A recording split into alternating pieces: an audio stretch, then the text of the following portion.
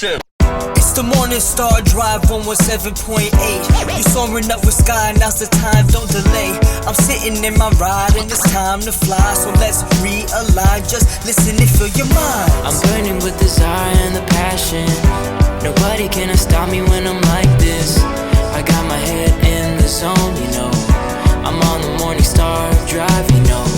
Hey guys, how's it going? It is Friday, April 9th, and this is the Morning Star Drive on 117.8. We're on YouTube, so make sure to subscribe, follow us on SoundCloud, and make sure to support us on Patreon. So today we'll get some coronavirus updates, current news going on around the world. We do have a word study, and then back to the MBTI segment with Wanchan.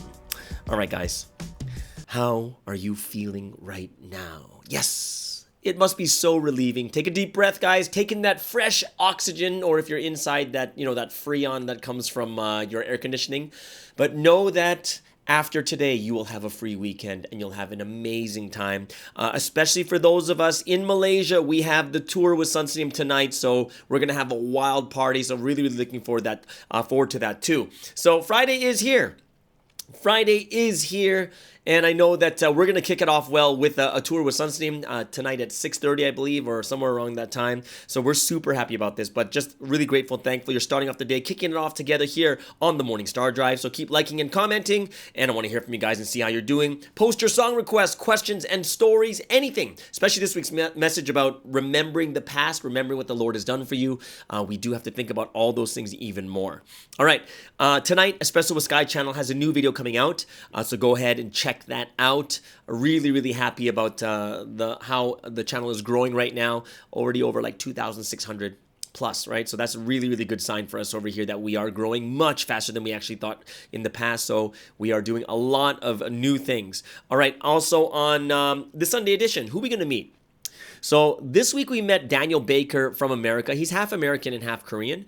And next week on next week's Sunday edition, we're going to meet Yuna Lee. She's from Houston, Texas, second gen, Korean, born in Korea and then moved over to Canada. Sorry, not Canada. I just keep thinking about Canada because that's my country. But she moved over to America, Houston, Texas, right? So she's second gen. She's a national female SS leader, super hopeful future leader in American Providence, or you could say of Providence too. Very fiery in her heart. Sometimes she may not show it in her expression, but she is awesome. All right. So be sure to check out that interview on the Sunday edition. And I hope you guys are really enjoying these Sunday editions too. Go ahead and comment on those also. Just really getting to meet each other in a more intimate way, seeing what different members have gone through in their life, how it, a lot of them connect with other people too, and see how they, what their life was like before and after coming to this history. So also a new video was put onto Patreon too. So those of you guys who wanted to see it, it is there. Right, so for that one, I put up a question and answer with lectures implementing the Sunday messages. That's kind of cool too. All right, so let's get into the featured artist of the day on this fabulous Friday, or the Freedom Friday, right? So on this day, the feature artist of the day is going to be Man and Groom for the Paper Music Associates in Korea. This is one of his newer songs that came out. It's called Jigum, which means now. Okay, this is a good new song. I really like this one, so I'm listening to this one at the moment. This is Man and Groom from the Paper Music Associates in Korea. Brand new song that came out, Jigum, or in English it means now. The second song is from Kumachang in Japan. And this song is called, it's a song for fathers, right? This was originally made for Father's Day. And this is I believe it's featuring Ranghee. Right, it's another pastor in Japan, and this is a really good relaxing song. And then last but not least, we'll go to Dia Wings in Korea, and that song is going to be Troublemaker. All right, guys. So as one body of the Morning Star Drive, let's just make sure that we support these member artists, and during this prayer condition, make sure that we keep them all in our prayers.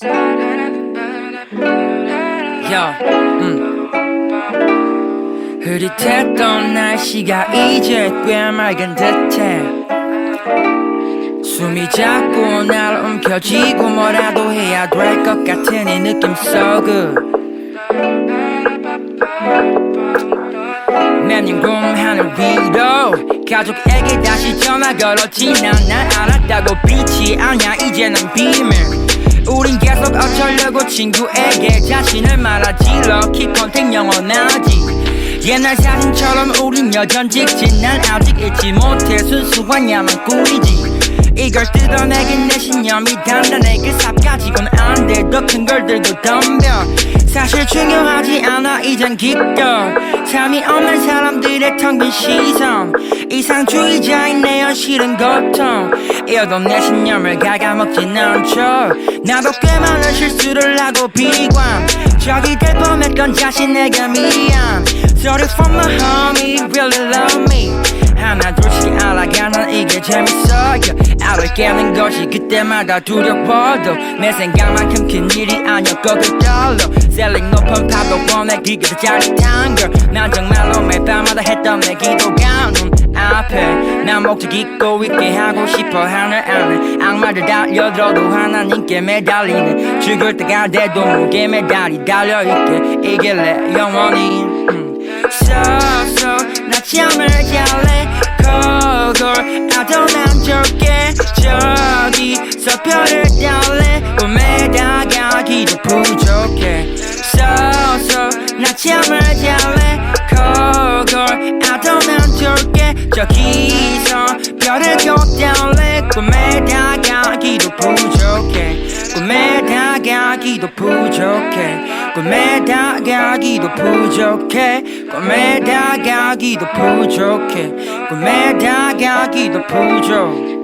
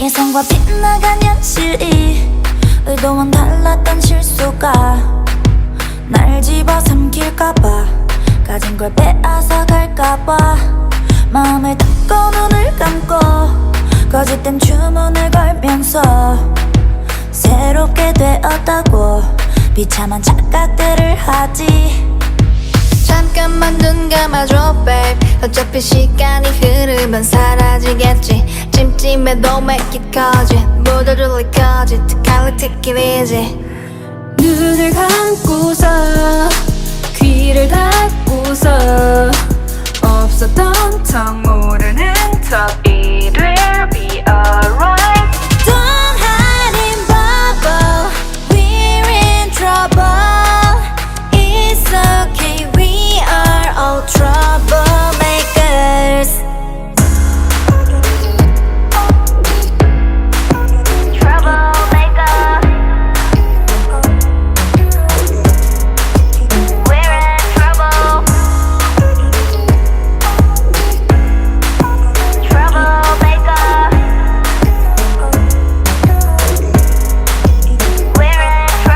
괜찮은 척하지마 babe 안 괜찮은 게 맞으니까 속지마 드라마 아닌 현실이야 바람을 따라 내 마음도 따라 진실을 바라보기를 보이진 않지만 보여지는 내 속안해진 짤보기를 Stop run away 너 걸러 너에게 왜 넉넉넉하게 talk to yourself 하니까 싫다는 진심만 있다 해도 강하게 피어나리 눈을 감고서 귀를 닫고서 없었던 척 모르는 척 It will be alright Don't hide in bubble We're in trouble It's okay We are all troublemaker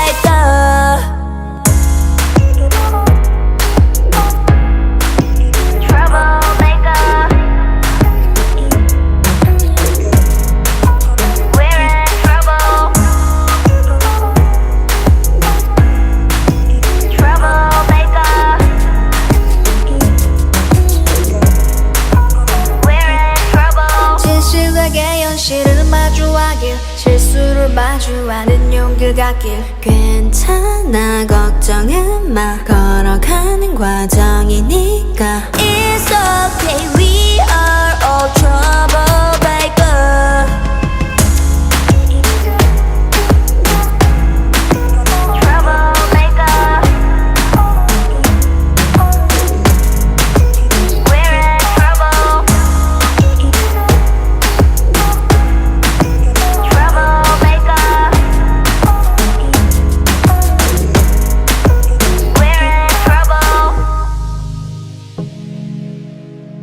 And there you go. That was Wings from Korea with Troublemaker. Before that, Kumu-chang from Japan featuring Ranghee, and that was Song for the Fathers. And our featured artist of the day is Man and Groom from the Paper Music Associates in Korea, and that song is 지금, or in English, that would be now. All right, so let's get to some updates, news going on around the world. We'll start with coronavirus updates. Great, well, I don't know if that's a great sign, but, it's a cool number. It's 133.3, so it's 1333, right? 133.3 cases 133.3 million cases in the world, with 2.8 million deaths and a 2.17% mortality rate. Great news is, top 6 countries going by daily infection rates, almost all of them went down. I think 3 or 4 out of the 6 went down, and then only 1 went up, and we know who it is. It is Brazil. They're the main culprit, going up almost every single day. So the US on top, 31.5 million cases, 570,000 deaths at 1.81%. Brazil, 13.1 million cases, 337,000 deaths, and the mortality rate went up 0.01% to 2.57. India, 12.9 million cases, 166,000 deaths at 1.29%. Turkey, 3.5 million cases, 32,000 deaths at 0.91%. Argentina, 2.4 million cases, 56,000 deaths, dropping down to 2.33%. And then Iran, 1.9 million cases, 63,000 deaths at 3.21%. Brazil, Sweden, one of the only countries not to go into full lockdown, is at 1.61%. 1%, they dropped down too, and then Belgium remains at 2.57%. Now, here it is, important news. Well, of course, it's not the most important. The deaths are the most important, right? But these are daily infection rates, and India is very, very high. They're at 115,000 cases a day. They're just spiking all of a sudden. Brazil's in second with 82,000 cases, and then the US with 62,000 cases in a day. Turkey, 49,000. Argentina, 20,000, and Iran with 17,000 cases in a day. It looks like India and Brazil have overtaken the U.S. So the U.S. is going down substantially, actually, so that's a good sign. Over here in Southeast Asia, the Philippines on top with 9,300 cases in a day. Indonesia with 4,500, and then Malaysia with 1,300 cases in a given day. All right, so let's take a look at top 3 news going around the world. Top 3 news. So, first one is about the AstraZeneca vaccine, and there was some speculation that it's causing blood clots. Okay, so now finally, the EU drug regulator has come up. They've done the research, and they say that unusual blood clots is very rare in the AstraZeneca side effects. So the EU's medicines regulator says unusual blood clots should be listed as a very rare side effect of the AstraZeneca vaccine for the COVID-19. And after looking at 86 European cases, the European Medicines Agency, the EMA, concluded the benefits of the vaccine outweighed the risk. So the report reflected data on 25 million Europeans administered with the jab, and the EMA could not list specific risk factors such as age or gender, but most blood clot cases were women under 60. Separately, the UK's vaccine advisory body said that under 30s there were to be offered an alternative jab to AstraZeneca due to the blood clots issue, and some 79 people had suffered rare blood clots after vaccination by the end of March in the UK, 19 of whom had died. Now, the WHO, their advisory vaccine safety panel said on Wednesday that although a blood clot link was plausible, it was not confirmed, and the cases were very rare among 200 million people vaccinated with AstraZeneca globally. And more than 132 million COVID-19 infections have been recorded across the world, along with more than 2.8 million deaths, according to Johns Hopkins University research. So, what did the EMA find? There were 2 main elements to its report: the link with blood clots and how this could affect vaccination programs. The EMA had concluded there was a possibility of very rare cases of blood clots combined with low levels of blood platelets occurring within 2 weeks of vaccination. Okay, this is with the AstraZeneca jab. Most of the 86 cases studied in the European Economic Area up to March 22nd were in women under 60. 18 were fatal, but the EMA executive director said there was no available evidence of specific risk factors such as age, gender, or previous medical history of clotting disorders. So on the safety side, they said the safety committee has confirmed that the benefits of the AstraZeneca vaccine in preventing the coronavirus overall outweigh the risks of side effects, right? So this vaccine has proven to be highly effective, and it prevents severe disease and hospitalization, and it is saving lives. So AstraZeneca has said its studies have found no causal link with blood clots, right? So that is a good sign there. So I know that people can kind of ease off and not think that it's going to be a dangerous vaccine. Now, the coronavirus vaccination, the second news is with coronavirus vaccinations, India is now ramping up vaccines because daily cases are now hitting over 100,000 a day. So India has stepped up its coronavirus vaccination drive amid a deadly second wave of infections, and the country on Sunday, that's the first time we heard it breached the 100,000 daily caseload mark for the first time, and they just did it yesterday too. And everyone above the age of 45 is now eligible for the jab. Now, some states are also targeting specific groups like bank workers and lawyers, but nearly 80 million doses have been given so far, mostly to frontline workers and people above the age of 60. The world's biggest inoculation drive aims to cover 250 million people by July, but experts say the pace needs to pick up further to meet the target. So the third phase, which began on April 1st, opened amid a sharp uptick in the coronavirus cases, and on Sunday, India became the second country after the US to report 100,000 new cases in a single day. More than half of those were confirmed in one area, which is where India's largest city, Mumbai, is located. So India's caseload had dropped sharply by the time it began vaccinating people earlier this year, and it was adding under 15,000 infections daily. So that's what it was like in January, guys. But cases began to spike again in March, largely driven by poor test and trace and lax safety protocols. Right, so experts are saying India's second wave is being fueled by people being less cautious and mixed messaging by the government. So since the pandemic began, India has confirmed more than 12 million cases and over 165,000 deaths, and it's the third highest number of coronavirus infections in the world after the US and Brazil. So right now, the rollout, how's it going? India launched its vaccination drive on January 16th, but it was limited to healthcare workers and frontline staff. Right? So from March 1st, the eligibility criteria was expanded to include people over 60 and those who are between 45 and 59 but have other illnesses. And then the third phase of its vaccination drive, with everyone above the age of 45 eligible for the jab, was launched on April 1st. So the country's drug regulator has given the green light to two vaccines, the AstraZeneca and also the Indian vaccine, which is from Bharat Biotech, or that's Covaxin. So several other candidates are at different stages of trials, and India also wants to scale up the drive quickly to stem the recent spike in cases. So it recently placed a temporary hold on all exports of the Oxford AstraZeneca coronavirus vaccine, which is being made by India's largest vaccine manufacturer, the Serum Institute of India. So that's what's going on over there. Yes, it's getting pretty crazy with the infections, but of course the one that we're looking at, the most important one, is deaths, right, and their mortality rate. All right, last but not least, we're going to go over to non-coronavirus news. It's about U.S. and China, and the U.S. is warning China over aggressive moves on the Philippines and Taiwan. So the U.S. State Department raises concerns over presence of Chinese vessels near the Philippines and entry of Beijing's jets into Taiwan's air defense zone, and the U.S. has warned China against what the Philippines and Taiwan see as increasingly aggressive moves, reminding Beijing of Washington's obligations to its partners as the two rival powers step up their naval activities in the South China Sea. Now, an armed attack against the Philippines armed forces, public vessels, or aircrafts in the Pacific, including the South China Sea, will trigger the obligations under the U.S.-Philippine Mutual Defense Treaty, right? And they share the concern of the Philippine allies regarding the continued reported massing of PRC maritime militia near the Whitsun Reef, okay? And they're referring to the People's Republic of China. And more than 200 Chinese boats were first spotted on March 7th at the reef, about 320 kilometers west of the Palawan Island and within the Philippines' exclusive economic zone. So since the first reported sighting, the vessels have scattered across a wider area of the South China Sea within Manila's EEZ as defined by the International Court of Arbitration at The Hague. Now, China, which claims almost the entirety of the resource-rich sea, has refused, insisting they are fishing boats sheltering from bad weather and are allowed to be there. Now, in response, Manila warned that the presence of the vessels could ignite unwanted hostilities between the two nations.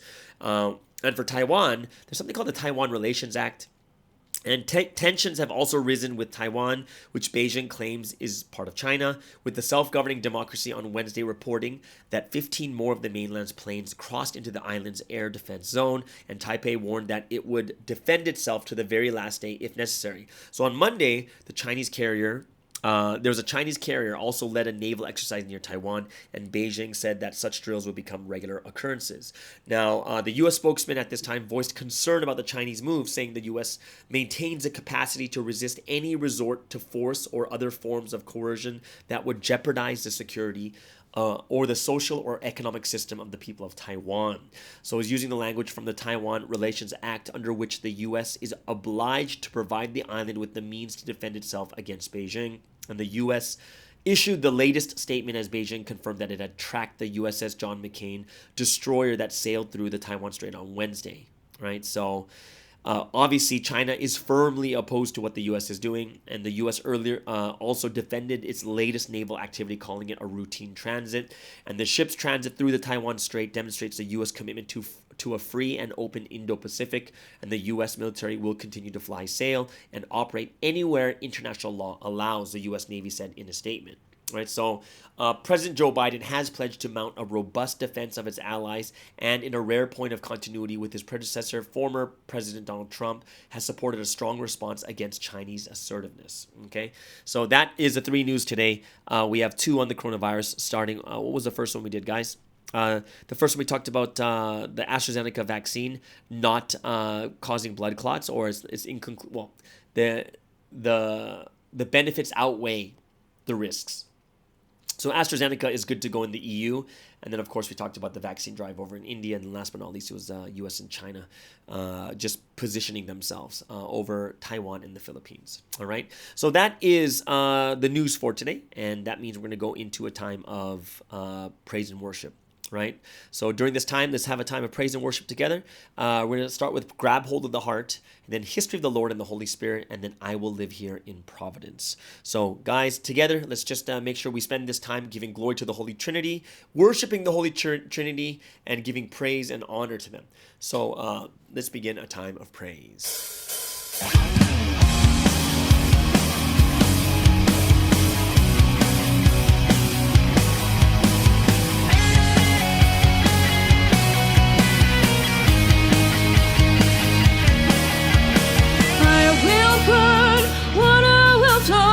People's hearts to burn up like blood and flow away.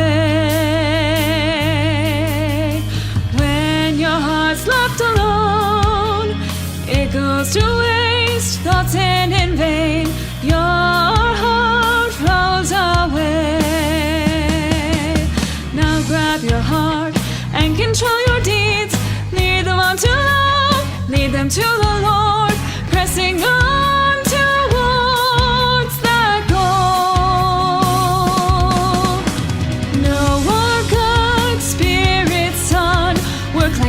Too, their hearts will flow away, their hearts will burn and fade. If they are left alone, even their hearts will continue on. Make up your mind, then act as you should. Persevere on towards the Trinity, serve them. Treat them with love.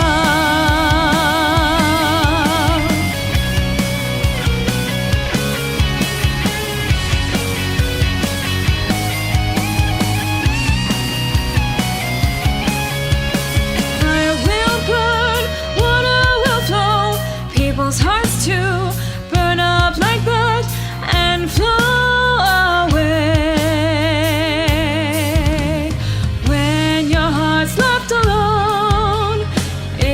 To waste, thoughts end in vain. Your heart flows away. Now grab your heart and control your deeds. Lead them on to love, lead them to the Lord, pressing on towards that goal. No more God, Spirit, Son, work like this too. Their hearts will flow.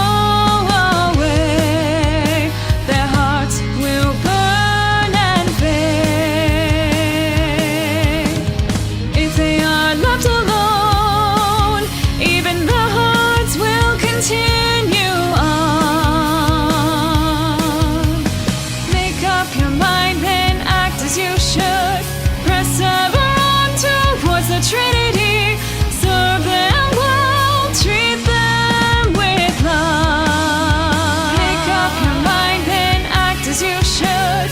Persevere on towards the Trinity, serve them well, treat them with love.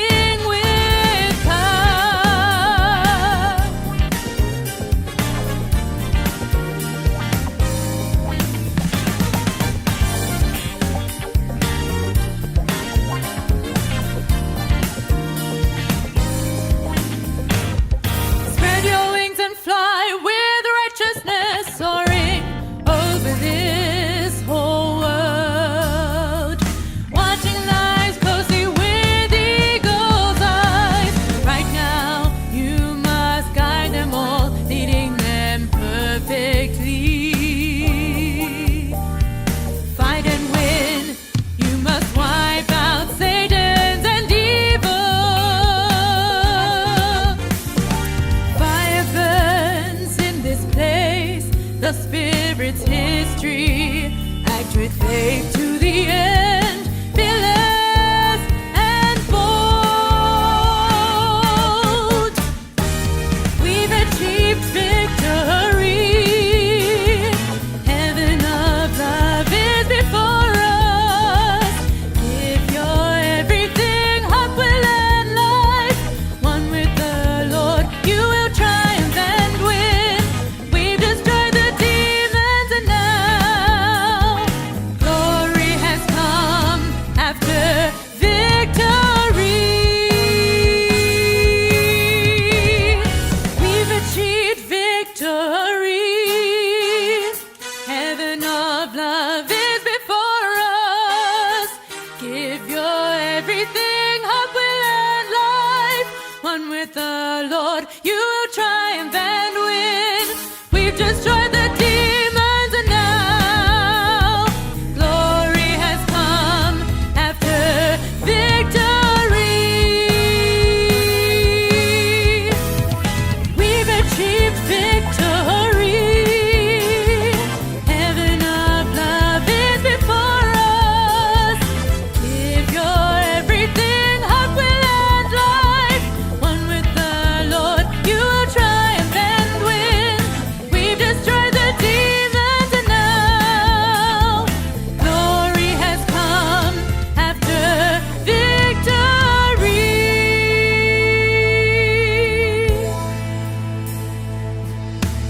Rapture's love shall last eternally. Here the wedding feast has begun. Now offer up glory to our God and to the Holy Spirit evermore. Now offer up glory to our God and to the Holy Spirit evermore.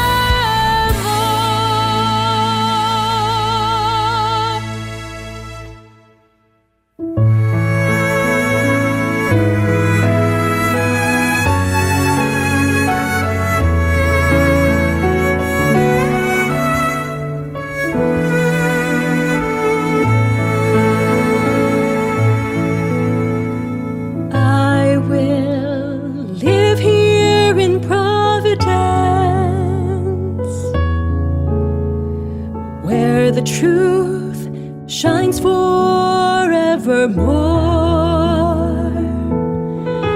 Every day I lived my life loving the Lord.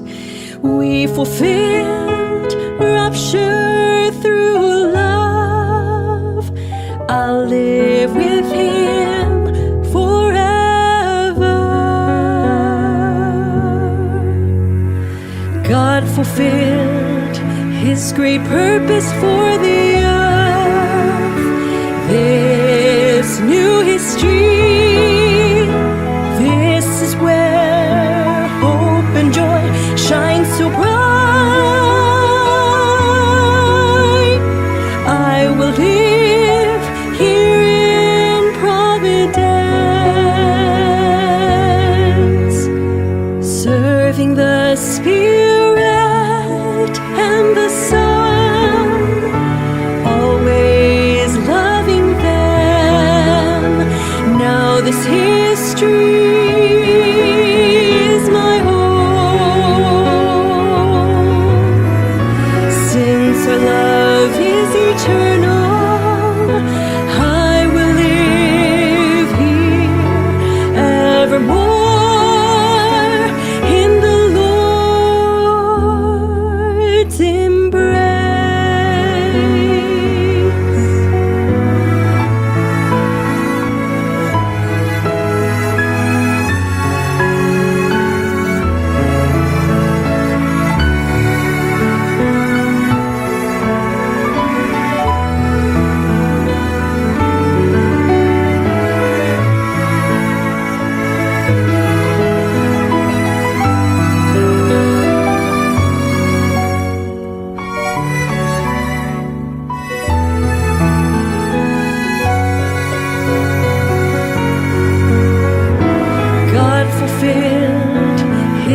purpose for the earth. This new history, this is where hope and joy shine so bright. I will live here in Providence, serving the Spirit and the Son, always loving them. Now this history is my own. Since our love is eternal, I will live here evermore in the Lord's embrace. Since our love is eternal, I will live here evermore in the Lord's embrace.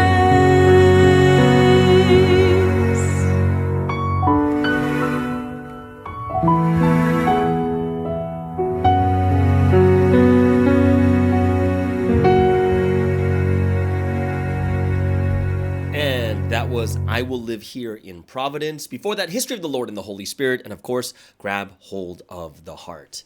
All right, guys, we're going to go into some word study today. And we did have the stories behind the great songs. But I did want to talk about something a little bit different. I had this really, really good conversation with someone the other day. And it was talking about, we talked about many different things, how to improve, how to make Providence better, what's the best way to do it. And of course, there's an internal way, an external way. And it just, a lot of different topics came up. But the thing that's really always on my mind is the how, right? The how is this going to happen? I do believe that as human beings, it's very, very easy to pick apart and talk about the bad stuff. It's very easy, right? Because, we know what's bad. We know what's wrong. We know what doesn't work. However, the issue that we probably face that's even bigger is, what's the solution behind it, right? And that's something that I do think we need to think about a little bit more is what do we do about these situations? And the big subject I think and I believe is important for a lot of us to think about our church is kind of what you'd say would be like your church's culture. Right? Now, even when I tell people what culture means, like say, hey, man, we got to change the culture in the church. What does it mean to change the culture? Right? So a lot of people are a little bit uncertain. What does it mean to have like a strong culture? Okay. So let me just kind of give you just a difference of what it means to have a strong culture. Now, any organization, whether it's a church or a business or whatever it is, the culture basically defines the proper way to behave within that church. Like for us, it's a church, right? What's the proper way to behave, right? So, this culture basically is based upon like our shared beliefs, right? What we believe in together and our value system, okay? And this is always established by leadership, right? So it's established by leaders or leadership, and then it's communicated and reinforced through various methods, right? So for instance, if we say that, oh my gosh, the most important thing for us is evangelism, then always you'll be rewarded for evangelism no matter what, right? So then it'll be rewarded, and that's the culture that we want. You know what I mean? So if we don't care about anything else and evangelism is the number one thing, then whenever someone evangelizes, we give them $500, right? Or whenever someone evangelizes, they get the reward at the end of the year, okay? Now, here's the thing. The thing that we have to think about is this. What is the most important thing that matters to us in Providence? And obviously, it's not evangelism. It shouldn't be, right? It's just part of the big picture. And what's part of the big picture? The big picture is essentially supposed to be love. Like love is supposed to be the ultimate and biggest and greatest part of this history, right? So if love is the greatest part, then it has to show in the way that we, I would say, reward it, right? So it's reinforced through various methods that love is the most important part. So I'll give you an example. If love is the most important, and I think all of us agree in Providence that love should be the number one part, then there shouldn't be rewards only for people who evangelize, right? That would make sense. Like the highest thing wouldn't just be for that. The highest thing would be something that had to do with love, right? So we would be basically reinforcing this reward system or something that will have various methods that allow people to realize that, hey, love is the most important thing. You might not be able to everyone might not be able to meet that many people. Not everyone can evangelize really, really well, but we are all about how happy and how much love people receive. Then the system in which we reinforce it should change, right? Like for instance, our surveys, like say if we have a feedback survey about a leader, the feedback survey of the leader shouldn't be just on, are they effective communicator? Do they lecture well? How was their sermon delivery, right? It should one of your big things should be is, do they love you? Or do you feel that love? As an overall thing. And, maybe even asking questions of how does your leader demonstrate love to you kind of thing. And especially when it comes to culture, remember, it's defining the proper way to behave within the church. And it's always through the leadership. What happens is we reinforce, the leaders communicate what the proper culture is through different methods. And through these different methods of reinforcing, we ultimately shape the members' perceptions, behaviors, and understanding, right? So this church culture sets the context for everything that the church does, right?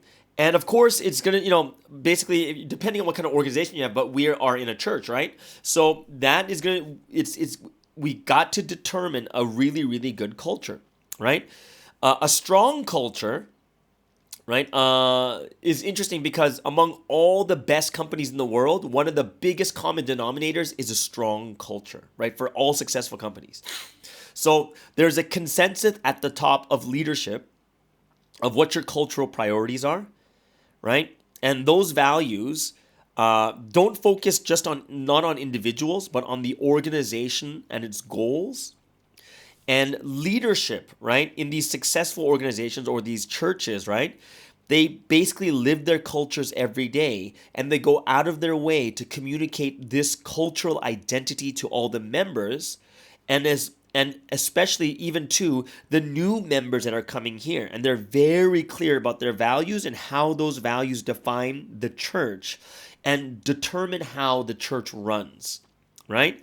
So if you think about an ineffective culture, right? So ineffective culture basically just destroys leadership, right? And it brings down the entire church. And then what's going to happen is if you have a very, very weak culture that's not very effective, then there's disengaged members who don't want to do much, very high turnover, right? And they have poor communication with members and leadership. And in the end, the output or the efficiency of the church is lowered, right? And this is how the wrong culture or a weak culture can negatively impact a church, right? And this is something we have to think about. We do, because you have to think about your church are your members engaged? Like, do they want to be part of it? Are they excited? Do they feel that joy? Do a lot of your members or people in leadership, is there high turnover? Like, do they leave, right? Are they still there or they don't want to do the mission anymore? So what we have to figure out here is what is happening inside of your church. What is the culture that's being promoted? What is the leadership showing to the members and the new members what they think is the highest value in the church that everyone should be agreeing upon, right? And when we understand this is when we're able to understand what kind of culture you have. Is it a weak culture, a strong culture? And what can we do to make it better, right? What can we do to strengthen, make it better, to do our best? And this is something that I really think that a lot of members and leaders have to think about a lot, because it actually has to start from leadership. It's very strong with Sunsteam, right? It's very strong with Pastor Joan. However, the further and further you kind of get away from them, it's harder and harder to see it. And this is something that I think we do have to really evaluate in all the churches. And leadership really has to discuss about the culture. What is the proper behavior that people should be having? Right? I'll give you an example. Are people judgmental? Like, what does that mean? If people say things like, are people afraid of saying that they missed pre-dawn? Are they afraid to do bad things because they don't want to be judged by other people? Because that's a bad culture, right? You would say that's a very, very bad, toxic culture. And if leadership thinks that's not something that is true in the church, then they have to really think about and look at the situation in the churches. Wait a second, do members really open up? Do they really talk about the things that they struggle with? Or do they think that everything has to be perfect? You know what I mean? Like, the culture is such a huge part of every successful organization has a strong culture. Everyone know what the beliefs are, and like I was talking about, the leadership goes out of their way to communicate this culture to everyone, so they understand this is how we live in this church. This is what we truly believe. If it's forgiveness, then it's forgiveness. If it's not getting mad at each other, it's always forgiving, always loving. Then that type of culture has to be expressed through leadership.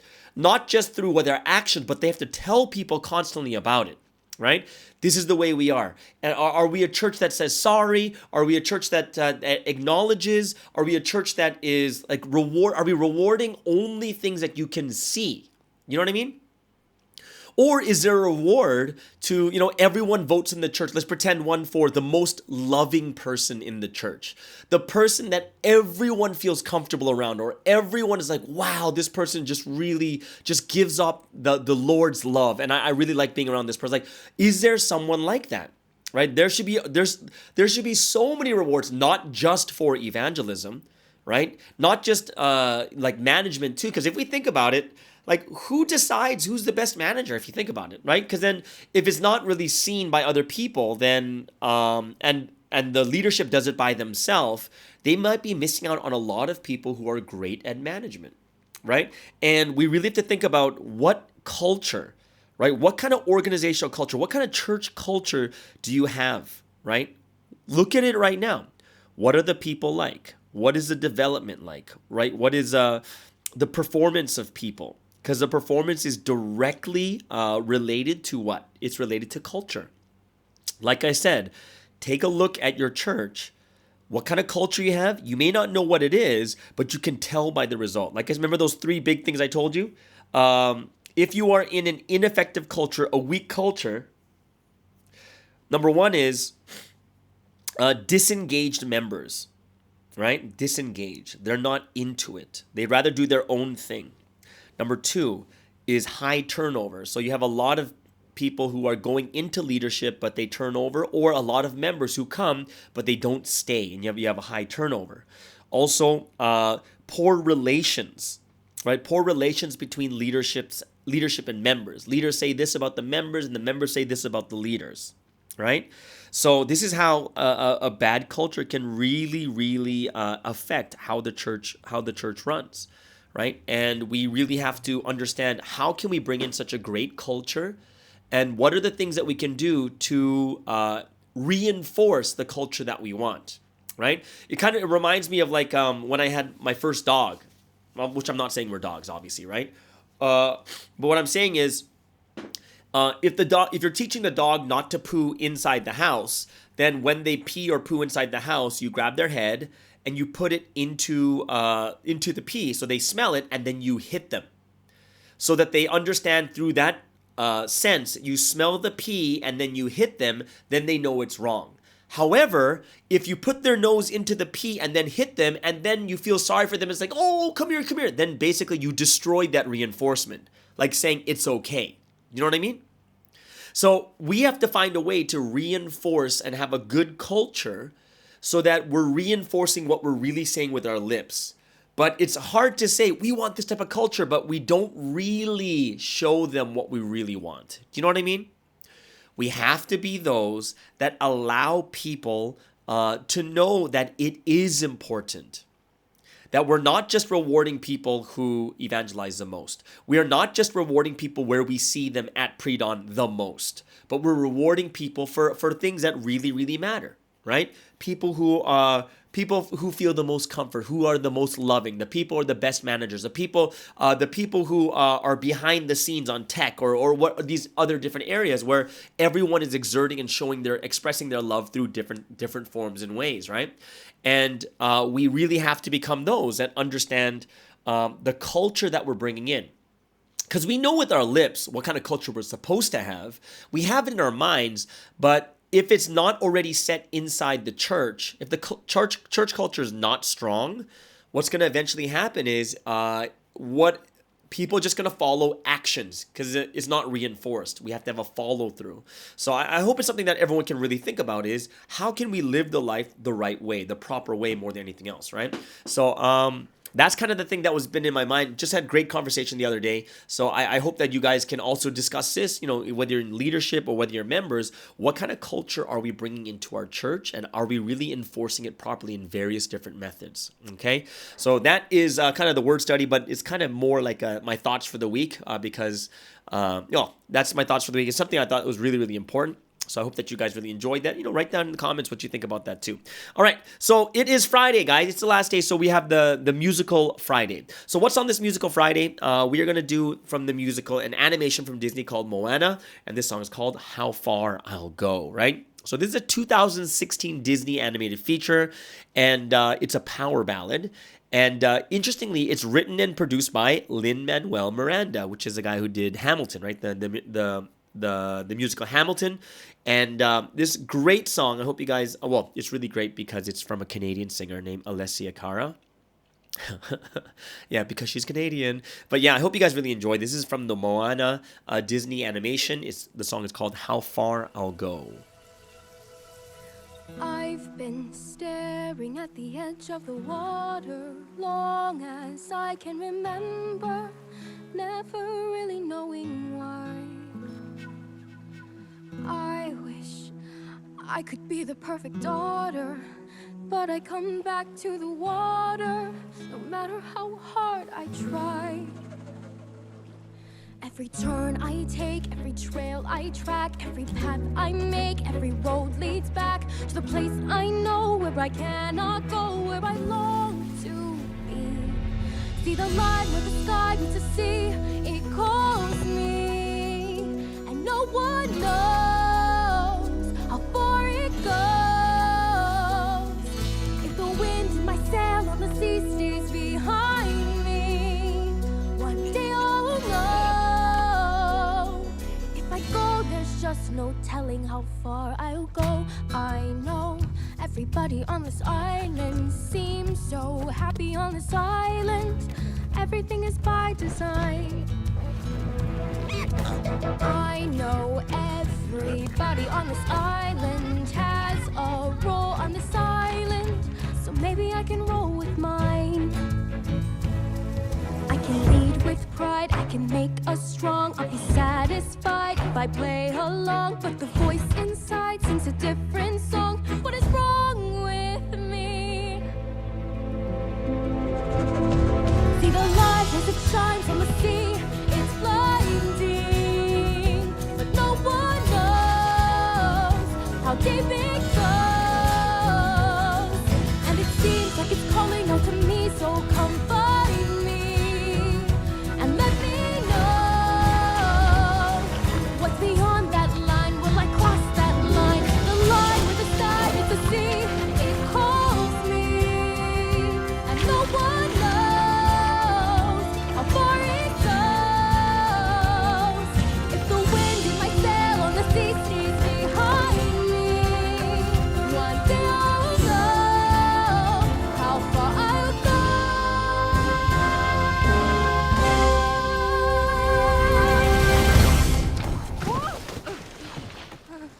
And that was from the Moana Disney animation. That song is How Far I'll Go. I hope you guys really enjoyed that one on this Musical Friday, which leads us into the last portion of today's podcast. What do we have? Because it's Friday, it's always the MBTI 16 personalities with Wanchan. So hope you guys enjoy. Yo guys, this is Wanchan. How you all doing? Hope you're doing things in the name of the Lord and doing everything in new ways this week. So we'll be discussing about MBTI again, and we'll be talking about the auxiliary function and focusing on TI, the ENTP, and the ESTP's second cognitive function in the MBTI stack. Let's go.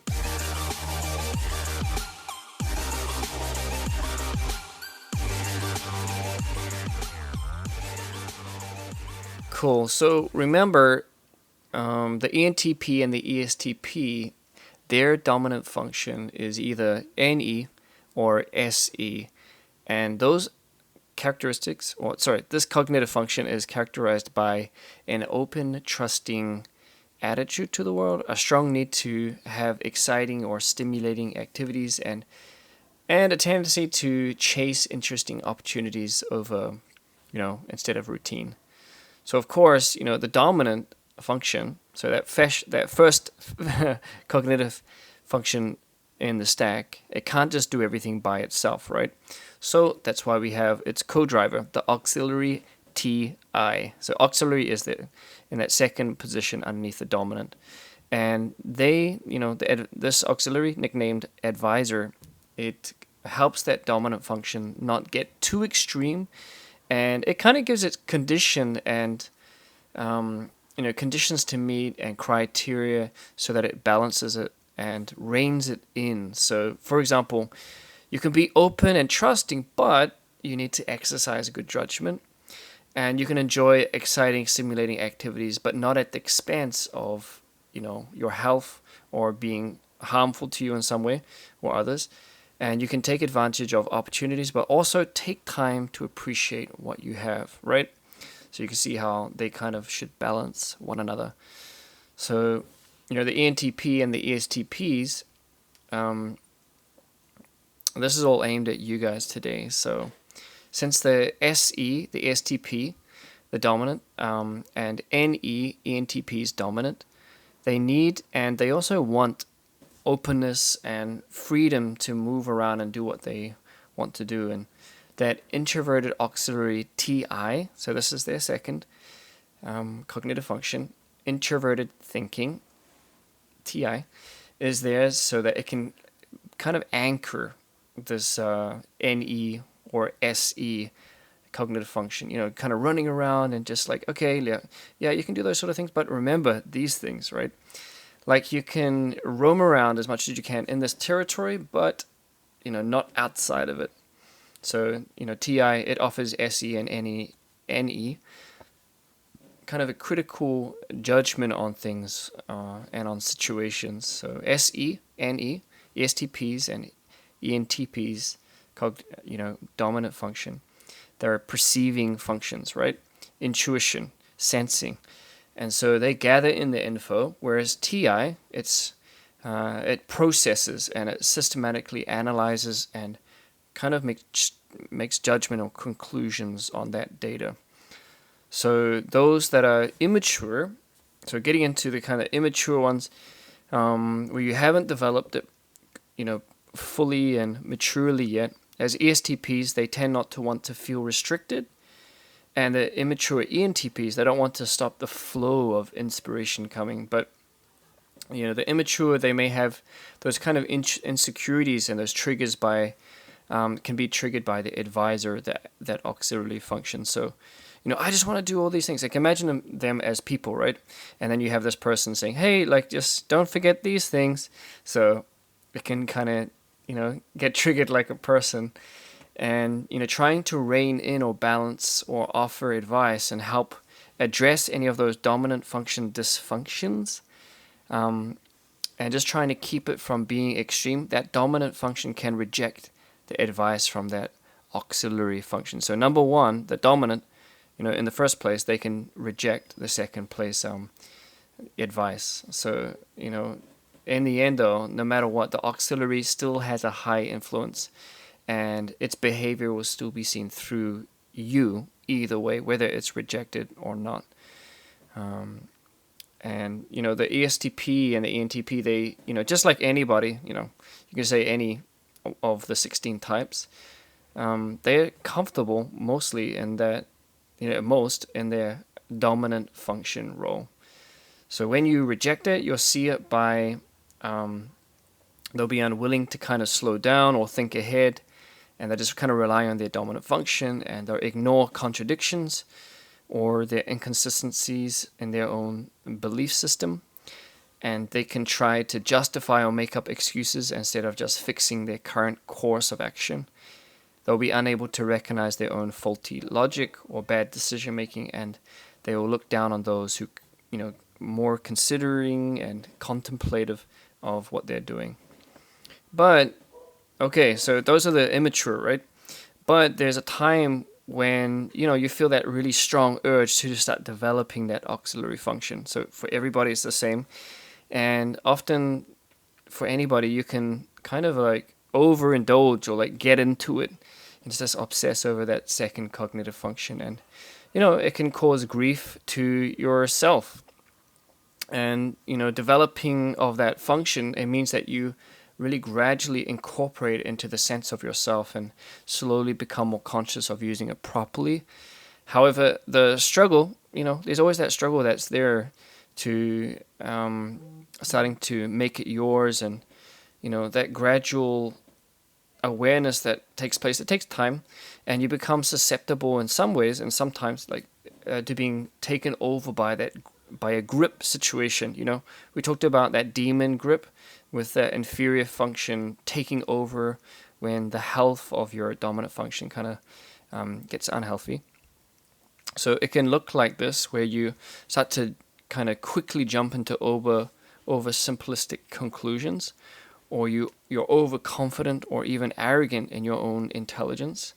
You're emotionally detached in a way, or overly critical out of just boredom, and you twist logic to justify their self-serving decisions, or you're condescending to those that you consider unintelligent.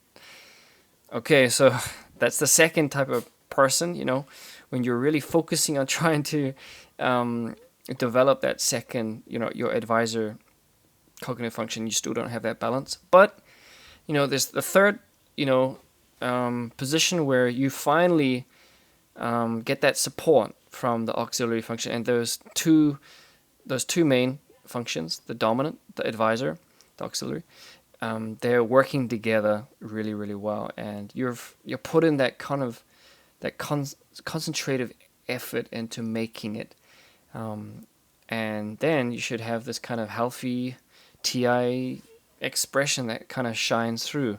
So instead of it being immature or focus, like just kind of obsessed about one specific thing, you start to get a really nice flow, and it can be displayed as you're having good sense while making good decisions and judgment, and ESTPs and ENTPs. You start to be frank and honest with your own flaws or shortcomings that you have, and you start to be willing to examine your own problematic thinking and your shortcomings, and then you start to really work hard to resolve those flaws. And you're also your reasoning, your judgment, and your understanding on things, and you start to use those skills and those smarts that you have in positive ways to start solving problems. Cool. So guys, that's it. So those of you, those are all the ways you can see yourself in the process of making those cognitive functions nice and develop. It takes time, and you'll go through all that kind of process, but in the end, I believe everyone will make themselves. So it's not easy, but it's satisfying. So when you create an ideal working environment, not just in your work, but in yourself, you can feel that ideal world being made. So everyone, call upon the name of the Lord as you do things, and I believe that the world will change for good. God bless everyone, and see you guys next time. Bye.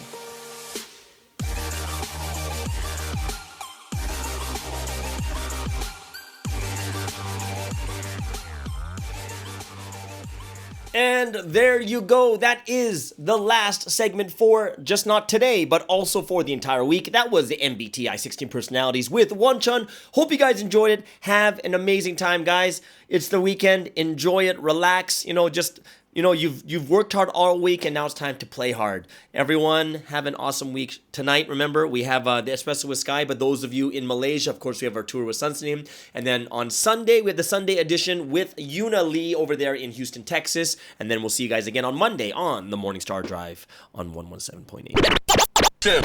It's the Morning Star Drive 117.8. You soaring up with Sky, now's the time, don't delay. I'm sitting in my ride and it's time to fly. So let's realign, just listen and fill your mind. I'm burning with desire and the passion.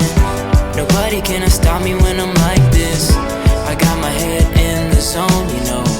I'm on the Morning Star Drive, you know. I'm burning with desire and the passion. Nobody can stop me when I'm like this. I got my head in the zone, you know. I'm on the Morning Star Drive, you know.